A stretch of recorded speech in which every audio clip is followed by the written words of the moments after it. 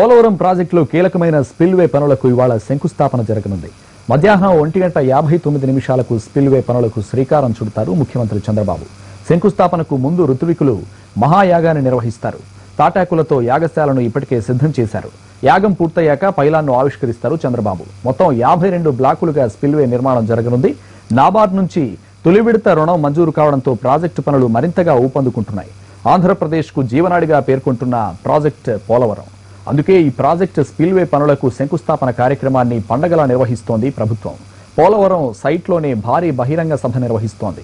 50,000 మంది ఈ సభకు హాజరవుతారని అంచనా.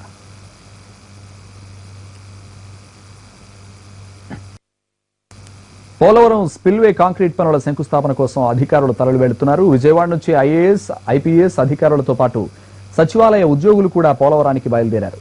పోలవరం ప్రాజెక్టు నిర్మాణంలో స్పిల్వే శంకుస్థాపన కీలక ఘట్టమని, తప్పకుండా అందరూ రావాలని సీఎం గట్టిగా చెప్పడంతో అధికారులు, ఉద్యోగులు పోలవరం పయనమయ్యారు.